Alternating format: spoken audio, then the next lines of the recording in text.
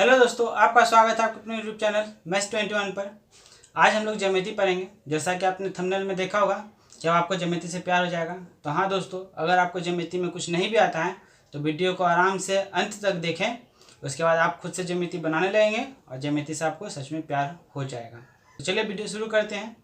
तो पहले हम लोग वृत्त के बारे में जान लेते हैं कि वृत्त में क्या क्या होता है और कैसे उसे हम बनाते हैं। हाँ, तो पहले हम लोग जानेंगे वृत्त का कुछ बेसिक चीज़। ये हमारा है वृत्त, ठीक है। ये हमारा वृत्त है। ये होता है बीच में सेंटर पॉइंट, इसको हम लोग केंद्र बोलते हैं। इसको हम लोग केंद्र बोलते हैं, इंग्लिश में हम लोग इसको बोलते हैं सेंटर पॉइंट, ठीक है। और ये जो पूरा राउंड है ये, इसको हम लोग परिधि बोलते हैं। परिधि को बोलते हैं सरकमफेरेंस ना, इसको हम लोग बोलते हैं परिधि। परिधि को इंग्लिश में हम लोग बोलते हैं सरकमफेरेंस, ठीक है। ठीक है, तो सरकमफेरेंस के बाद चलते हैं आगे। अगर ये केंद्र से अगर त्रिज्या पे कोई पॉइंट पे अगर हम लाइन खींच दें, केंद्र से त्रिज्या पर किसी भी पॉइंट पर, चाहे इस साइड हो, चाहे ये साइड हो, चाहे ये साइड हो, एक केंद्र से एक साइड की ओर हम लाइन खींच दें तो वो हमारा हो जाएगा त्रिज्या, जिसको हम लोग बोलते हैं रेडियस, ठीक है। केंद्र से किसी भी त्रिज्या के मतलब परिधि के किसी भी पॉइंट पे अगर हम मिला दें इसको तो हम लोग उसको त्रिज्या बोलते हैं। अगर केंद्र से होकर कोई लाइन अगर वृत्त की जो है परिधि पर दो बिंदु पर टच करे और वो केंद्र से होकर जाए तो उसे हम लोग बोलते हैं व्यास, है ना। व्यास बोलते हैं, व्यास को बोलते हैं रेडियस, व्यास को बोलते हैं डायमीटर, है ना। व्यास को डायमीटर बोलते हैं।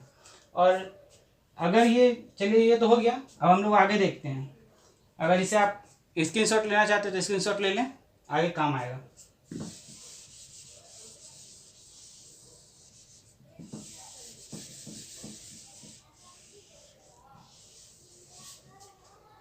ये हमारा है केंद्र बिंदु, हमारा केंद्र बिंदु है।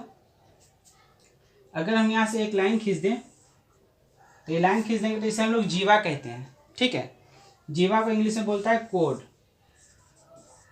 इसका नाम है जीवा। जीवा को हम लोग बोलते हैं कोड, ठीक है। केंद्र से जितना दूरी पे होगा जीवा वो उसका साइज उतना छोटा होगा, और केंद्र से जितना नज़दीक हम बनाएंगे जीवा को तो उसका साइज उतना बड़ा होगा। सबसे बड़ा जीवा होता है हमारा व्यास। जो व्यास है ना वो भी एक जीवा ही है, लेकिन वो क्योंकि ये केंद्र से होकर जाता है तो ये सबसे बड़ा व्यास है, यानी सबसे बड़ा जीवा है हमारा, ठीक है। ये भी जीवा है, ये भी जीवा हो जाएगा। मतलब वृत्त पर अगर वृत्त की जो परिधि है उस पर दो बिंदु को मिलाया जाए तो क्या हो जाएगा, जीवा बन जाता है। जरूरी नहीं कि सब इसी साइड से रहेगा। अगर हम ये पॉइंट को और ये पॉइंट को केंद्र के मतलब परिधि पर मिला दें, ये पॉइंट और ये पॉइंट को अगर हम मिला दें तो ये भी जीवा हो जाएगा हमारा, ये भी जो है जीवा ही कहलाएगा, ठीक है। ये तो हमारा केंद्र बिंदु है। तो चलिए अब आगे देखते हैं। हाँ, तो चलिए देखते हैं। अभी मैंने बताया ये जीवा है ना। मान लेते हैं पॉइंट बी पॉइंट, ये जीवा है। तो केंद्र से जितना दूरी पे जीवा होगा वो कितना होगा, उतना छोटा होगा वो, है ना। और केंद्र के पास जितना ज़्यादा नज़दीक होगा वो बड़ा होगा। चाहे जीवा ऐसे भी दे सकता है, जीवा ऐसे भी दे सकता है, ये भी एक जीवा है, ये भी एक जीवा है। वृत्त की परिधि पर दो पॉइंट को अगर हम मिला दें एक लाइन से तो वो जीवा बन जाता है, ठीक है। अब चलिए देखते हैं कि त्रिज्या खंड क्या होता है।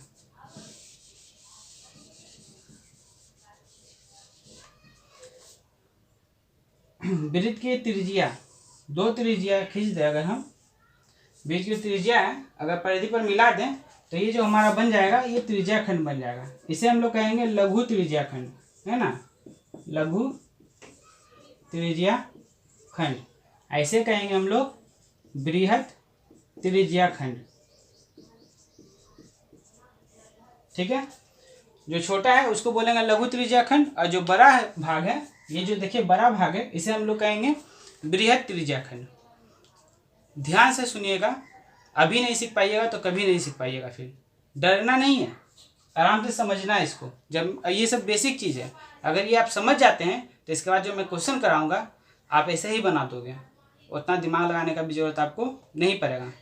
आप बचपन से आज तक आप सीखने की कोशिश कर रहे होंगे, शायद आप नहीं सीख पा रहे होंगे, तो ये वीडियो देखने के बाद आप जरूर सीख जाएंगे। तो चलिए आगे देखते हैं। हाँ तो चलिए, त्रिज्याखंड को हम लोग बोलते हैं, त्रिज्याखंड को इंग्लिश में हम लोग बोलते हैं सेक्टर। त्रिज्याखंड का इंग्लिश नाम है सेक्टर, ठीक है। अब चलिए आगे देखते हैं।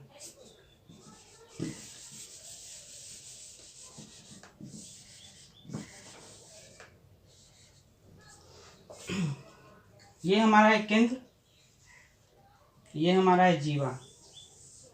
मान लेते हैं जीवा हमारा क्या है, ए बी। वृत्त की परिधि पर दो बिंदु को मिलाने वाली रेखा को हम लोग बोलते हैं जीवा। आइए हमारा केंद्र है, केंद्र से दो त्रिज्या मिला देते हैं यहाँ पे, तो ये हमारा हो गया त्रिभुज, नहीं ए बी ओ एक हमारा त्रिभुज हो गया, ठीक है। और एक पॉइंट यहाँ ले लेते हैं हम लोग, यहाँ से यहाँ पे मैच कर देते हैं और यहाँ से यहाँ मिला देते हैं।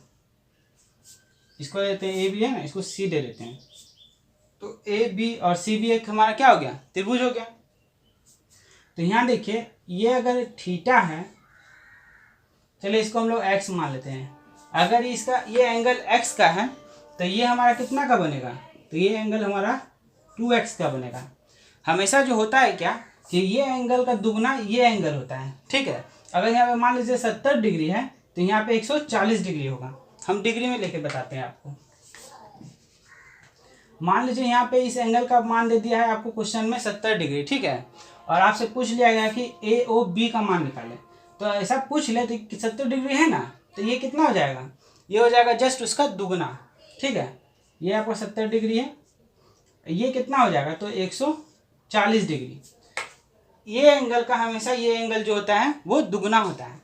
और जबकि हम केंद्र से अगर दो त्रिज्या खींचकर एक त्रिभुज बनाते हैं, है ना, देखिए यहाँ पे केंद्र से दो त्रिज्या खींचकर जब हम एक त्रिभुज का निर्माण करते हैं तो ये दोनों भुजा जो है ये बराबर होती है। तो ये दोनों भुजा बराबर होती है तो ये दोनों कोण भी बराबर होगा, है ना। जितना का ये कोण होगा उतना का ये भी कोण होगा, यानी दोनों कोण जो है हमेशा बराबर होगा अगर हम केंद्र से त्रिज्या लेकर बनाते हैं। तो उम्मीद है आपको इतना समझ में आया होगा। जितना वैल्यू इसका रहेगा इससे डबल वैल्यू इसका रहेगा। अब आपको दे देगा यहाँ पे, इसी बोलेगा कि 100 डिग्री है इसका मान, है ना। इस एंगल का वैल्यू है 100 डिग्री, तो आपको एंगल सी का वैल्यू निकालना है। तो क्या करेंगे, 100 का आधा कर देंगे। एंगल सी का वैल्यू निकालने के लिए क्या करेंगे, 100 का आधा कर देंगे, 2 से ये 50 बार में आ गया हमारा ये 100 का आधा 50 डिग्री। बहुत ईजी है गाइस, बस थोड़ा सा ध्यान देने की ज़रूरत है। चलिए अब आगे हाँ दोस्तों, एक बात और, अगर जीवा है ये, तो जीवा से अगर हम एक और यानी एक साइड या ऊपर या नीचे जितना भी एंगल बना दें वो सब का मान बराबर होगा। देखिए कैसे, मान लीजिए हम यहाँ से ये ले लिए, है ना। अब एक यहाँ से ले लेते हैं, मतलब जीवा के ऊपर कितना भी एंगल बना दे, एक यहाँ से भी हो सकता है ना। तो जितना भी एंगल हम बना दे सबका वैल्यू क्या होगा, एक होगा। मान लीजिए ये दे दिया आपका 70 डिग्री, ठीक है। चलिए इसको 60 मान लेते हैं। ये आपको 60 दे दिया, ठीक है। ये 60 दिया तो ये भी 60 हो जाएगा, ये भी 60 हो जाएगा, क्योंकि क्या होता है कि तीनों का मान बराबर होता है। जीवा से एक साइड आपको ऊपर में परिधि पर कितना भी एंगल दे दे, यानी कितना भी त्रिभुज बनाकर दे दे, एक ऐसे भी हो सकता है, तो इसका ही मान जो है 60 डिग्री ही होगा। मतलब एक साइड ऊपर में आपको जितना भी मान दे दे सबका मान बराबर होगा। अगर आपसे पूछ ले कि यहाँ पे दे दे आपको 50 डिग्री, और आपसे पूछ ले कि ये सब ना दे के सिर्फ ये वाला एंगल दे दे, ये सब फिगर ना दे, सिर्फ ये वाला फिगर दे दे, तो आप तो सोचेंगे कि सर जो बताए थे ये तो सामने था पर ये साइड है। तो बस सिंपल है, जो इसका वैल्यू होगा वो वैल्यू इसका भी होगा। तो 50 डिग्री का आधा कितना होता है, 25 डिग्री, तो यहाँ पे 25 डिग्री हो जाएगा, है ना। तो ऊपर वाला मान जो है इसका आधा होता है, और परिधि पर जितने भी कोण बनेंगे जीवा से एक साइड में, वो सबका मान क्या होगा, बराबर होगा। यानी ये सबका मान क्या हो जाएगा, 25-25 हो जाएगा, अगर यहाँ पे हमें 50 दिया रहे तो। अब चलिए आगे देखते हैं।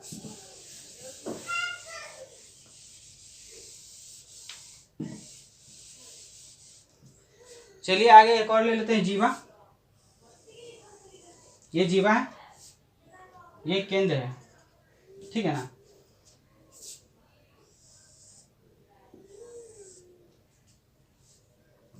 इससे पहले हमने ऊपर बनाया था एंगल, अब हम लोग नीचे बनाएंगे एंगल। मान लीजिए ये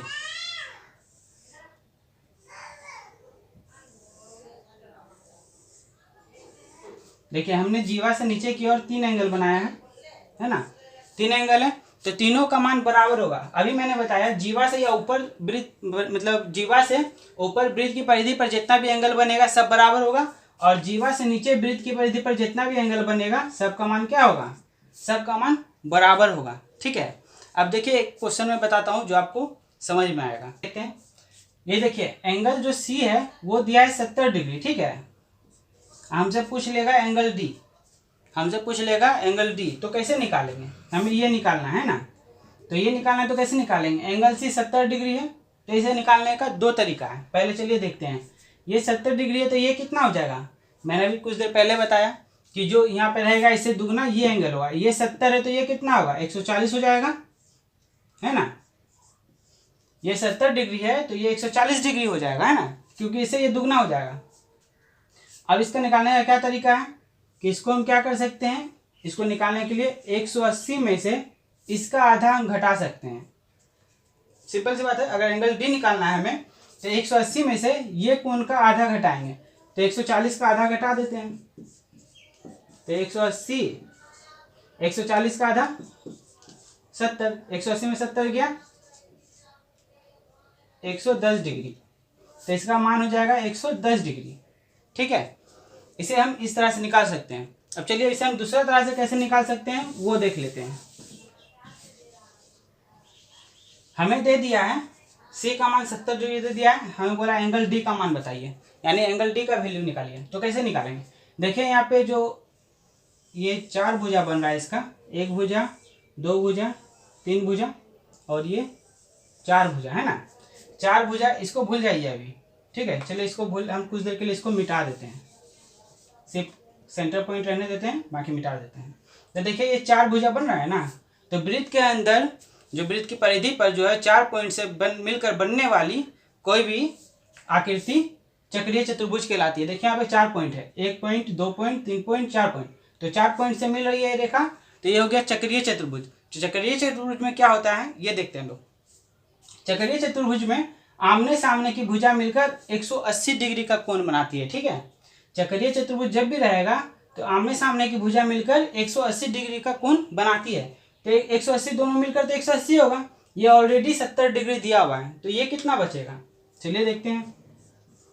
180 डिग्री है टोटल मिला के, ऑलरेडी ये 70 डिग्री दे चुका है, तो यहाँ बचा कितना शेष, तो 180 में 70 घटाएंगे तो 110, तो हम लोग का डायरेक्ट भी आंसर आ जाएगा 110 डिग्री। उम्मीद है कि आपको अच्छा लग रहा होगा। तो चलिए आगे हम आपको आगे का जो इसका क्वेश्चन होगा वो अगला पार्ट में बताएंगे। अगर आपको वीडियो पसंद आया तो लाइक कीजिए, सब्सक्राइब कीजिए और कमेंट कीजिए। सब्सक्राइब करने के बाद बेल आइकन को जरूर दबा दें ताकि मैं कोई वीडियो डालूं तो उसका नोटिफिकेशन सबसे पहले आपको मिले। चलिए मिलते हैं अगले वीडियो में। जय हिंद।